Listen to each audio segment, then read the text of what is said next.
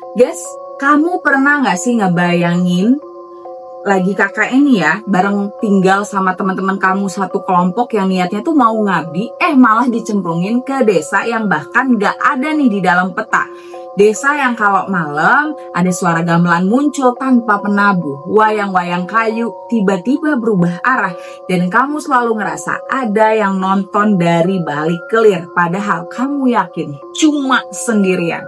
Dan itu bukan kisah film guys, ini adalah kisah nyata dari Lintang yang sampai sekarang 23-24 tahun setelah kejadian dari tahun 2002 dia masih nggak bisa nonton wayang kulit tanpa merinding sampai ke tulang-tulang.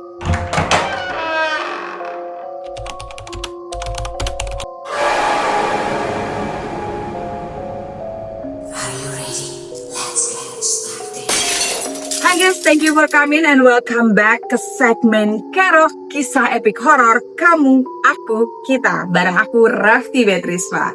Dan hari ini aku akan bawain cerita yang sumpah ya, waktu aku baca emailnya nih ya, aku benar-benar sempet nutup laptopku karena aku ngerasa kayak ada yang berdiri di belakang gitu.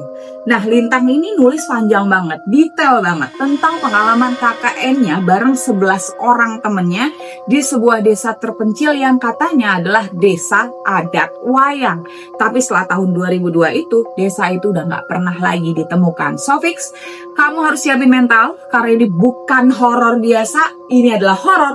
Kalau kamu pernah KKN, kamu bakal langsung ngerasa, ini relate banget, tapi serem banget. So, siap? Let's go, kita mulai. Nama desanya adalah Desa Wayang, guys.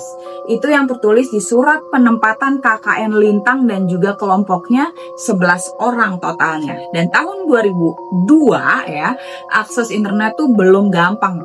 Jadi mereka cuma bisa percaya sama data yang dikasih sama kampus. Nah, mereka tuh naik angkot, turun terus lanjut naik pickup warga yang katanya sudah disuruh jemput oleh kepala desa nih. Sejak naik pickup itu, Lintang udah mulai ngerasain aneh. Mas-mas yang nyetir itu nggak ngomong sepatah kata pun, mukanya datar, tapi yang paling bikin nggak enak adalah di belakang bak pickup ada kotak kayu panjang, kayak peti gitu guys. Kayak peti wayang lah ya, dan setiap kali mobil tergoncang gitu, dari dalam peti itu selalu ada suara duk duk duk, seolah ada yang ngetok balasan gitu. Mas, itu apa ya? Tanya salah satu temennya Lintang. Si mas sopir cuma jawab pendek, penunggu desa. Mereka kira bercanda ya. Sampai akhirnya mobil ini masuk gerbang desa yang digantung banyak topeng-topeng kayu gitu. Matanya melotot, ekspresinya marah semua, dan anginnya dingin banget padahal matahari itu terik banget guys. Dan setibanya di balai desa, kepala desa menyambut dengan ramah. Tapi ada satu hal, semua warga yang lewat selalu menunduk kalau melewati rombongan mereka. Dan Lintang kira itu sopan santun desa ya. Ya, sopan santun desa adat lah ya gimana. Tapi malam pertama barulah mereka sadar warga bukan nunduk karena sopan. Warga nunduk karena takut melihat sesuatu di belakang rombongan Lintang. Tapi mereka nggak ngelihat apa-apa. Rumah tempat mereka, tempat tinggalnya juga dari kayu jati gitu. Besar tapi lembab, ada satu ruangan yang sengaja dikunci dan kepala desa bilang ruangan itu jangan dibuka apapun yang terjadi. Dan seperti semua cerita horor klasik, larangan itu justru bikin mereka makin penasaran. Tapi malam pertama itu belum masuk ke sana guys. Karena saat mereka mau tidur, listrik mati, gelap, dan dari kejauhan muncul suara gamelan pelan. Padahal desa itu sama sekali nggak punya bangunan pendopo guys. Dan di balik suara gamelan itu ada suara lain. Suara seorang perempuan yang ketawa pelan, melengking seperti sinden yang suaranya terlalu dipanjangin. Lintang merinding guys. Tapi karena suara itu terdengar bukan dari luar rumah, tapi dari balik pintu ruangan yang dikunci itu. Besok paginya suara gamelan itu hilang. Semua teman Lintang sepakat itu cuma ilusi karena kecapean semata karena perjalanan yang panjang ya. Tapi kejanggalan makin banyak terjadi.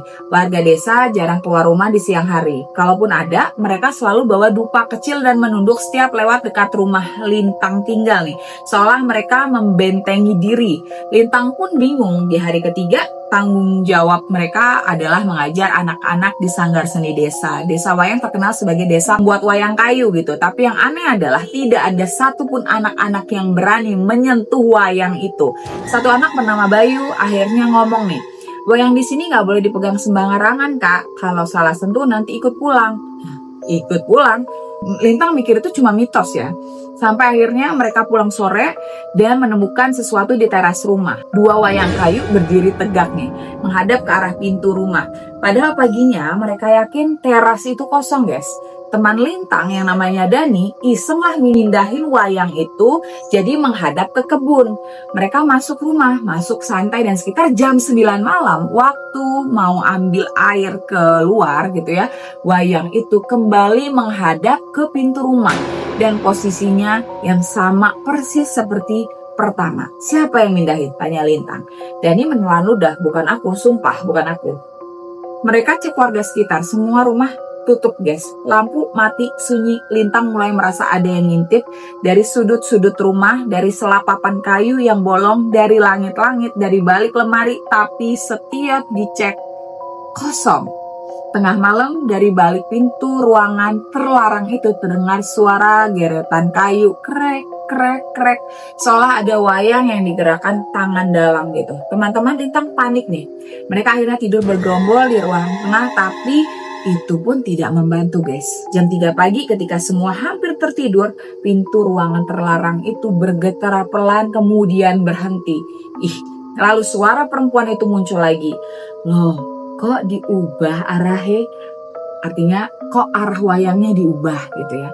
Lintang langsung bangun dengan tubuh dingin kayak es batu karena dia tahu wayang di teras itu sedang diperhatikan oleh seseorang atau sesuatu. Hari keempat adalah hari terburuk, guys. Pagi itu mereka menemukan jejak kaki tanah di depan pintu. Jejak kaki kecil, tapi bentukannya tuh aneh. Mirip kaki manusia, tapi jarinya hanya 3 dan panjang-panjang. Jejak itu mengarah ke jendela. Lintang sudah mulai mau pindah posko, tapi ketua kelompok bilang, "Tahan dulu, baru 4 hari. Kita belum punya bukti apa-apa." Siang itu mereka mengadakan penyuluhan di balai desa, tapi suasana kacau. Warga terlihat gelisah seperti lagi nunggu bencana, guys. Saat tengah acara, tiba-tiba ada suara gamelan keras sekali lagi dari arah hutan. Semua warga spontan jongkok sambil nutup telinga. Anak-anak sampai nangis. Lintang kaget. "Kenapa, Pak?" Kepala desa cuma berkata lirih, "Dalangnya bangun." Malam itu suara gamelan makin dekat. Wayang-wayang di teras tuh hilang, guys. Hilang beneran, gak ada jejak seperti dipindah. Dan Lintang dan teman-temannya kumpul di ruang tengah lagi. Lampu tiba-tiba redup total, mati total, guys ya. Dalam gelap itu ada cahaya samar dari luar rumah, warna kuning seperti cahaya obor. Nah, Lintang mengintip lewat sela papan dan dia lihat sosok itu lagi. Seorang dalang duduk di depan rumah tapi wajahnya hitam polos. Tanpa mata, tanpa hidung, tanpa mulut, kayak topeng kosong yang menatap langsung ke arahnya. Dan tangannya menggerakkan 2 wayang. 2 wayang yang hilang dari teras, tapi suara gamelan bukan dari luar. Suara gamelan terdengar jelas dari dalam rumah, dari ruangan terlarang itu. Dalang tanpa wajah itu berhenti menggerakkan wayang, memiringkan kepalanya, lalu mengangkat tangannya seperti memberi aba-aba. Memberi aba-aba. Tok, tok, tok. Pintu ruangan terlarang diketuk dari dalam, lambat, teratur, seolah ada yang mau keluar. Lintang menutup mulutnya supaya nggak teriak karena dari balik pintu itu muncul bayangan wanita dengan rambut panjang menjuntai. Sinden itu keluar atau mencoba keluar. Malam itu berubah jadi kekacauan total, guys. Pintu ruangan terlarang bergetar makin keras. Teman-teman Lintang teriak, doa bercampur panik. Kepala desa tiba-tiba datang sambil membawa dupa besar dan juga kain putih. "Semua turun sekarang," teriaknya. Mereka digiring keluar rumah. Dalang tanpa wajah itu hilang seketika seperti asap tertiup angin. Tapi wayang-wayang yang tadi digerakkan sekarang tergantung di pohon-pohon bergoyang pelan meski nggak ada angin sama sekali. Dan kepala desa menyuruh semua masuk ke balai desa. Pintu ditutup rapat, dupa dinyalain, dan warga berdatangan. Mereka membawa sesajen. Lintang gak ngerti apa yang terjadi sampai akhirnya kepala desa ceritain. Desa ini sudah nggak layak ditinggali. Penjaga wayang sudah bangun. Dan kalau kalian tetap di rumah itu, kalian semua sudah ikut jadi wayang malam ini. Lintang gemetar, kenapa kami yang diincar? Kalian membuka arah, wayang itu punya jalurnya sendiri, kalian ubah posisinya. Ternyata wayang-wayang itu adalah penjaga agar sesuatu di ruang terlarang tidak keluar. Saat Dani mengubah arahnya, penjaganya jadi lepas. Jam 4 pagi setelah ritual panjang, kepala desa memutuskan kelompok KKN harus pulang hari itu juga. Tapi yang paling ngeri adalah perjalanan pulangnya guys. Saat mereka naik pickup yang sama, keluar gerbang desa, tiba-tiba semuanya seperti berubah. Gerbang desa hilang, topeng-topeng kayu hilang, rumah-rumah warga hilang, yang tersisa cuma hutan lebat. Lintang yakin mereka hanya lewat jalur yang berbeda. Tapi setelah mereka sampai kota dan mencoba mencari desa wayang di peta, di arsip kecamatan, bahkan bertanya ke warga sekitar, semua bilang desa itu nggak pernah ada. Bahkan ketika Lintang coba tanya ke pihak kampus, surat penempatan mereka yang katanya tidak pernah menyantumkan nama desa itu guys. Padahal Lintang masih punya fotonya. Tapi anehnya 14 dari 15 foto yang mereka ambil selama KKN itu hilang. Dan satu-satunya foto yang tersisa hanya ada foto gerbang desa tanpa satu pun topeng di sana. Dan di belakang rombongan mereka berdiri sosok dalang, berdiri lurus memegang wayang yang gak pernah ada di tempat itu waktu mereka motret. Aneh banget ya. Jadi itu kisah, itu desanya gimana, terus mereka datang kemana, terus gimana sih, bingung aku. Itu kan suratnya ada, penempatan desanya ada, sampai mereka akhirnya ke sana. Mereka udah ketemu kepala desa, tinggal di sana beberapa hari, terus kok nggak ada. Aduh, bingung ya. Aku jadi Lintang juga bingung, Lintang juga pasti bingung. Dia kelihatan di emailnya juga kerasa kayak trauma dan bingung gitu ya. Dan oke lah ya guys semuanya. Terima kasih ya.Itulah tadi kisah Lintang, kisah yang sampai sekarang masih ia simpan karena menurut dia sejak ia pulang dari tempat KKN itu, padahal udah lama 23-24 tahun yang lalu, dia masih ngerasa selalu ada yang ngikutin setiap kali dia lewat tempat pertunjukan wayang guys. Kadang cuma kayak bau kayu jati basah gitu ya, kadang ada suara yang gamelan yang sayup-sayup, kadang juga bayangan sosok dalang tanpa wajah di sudut matanya.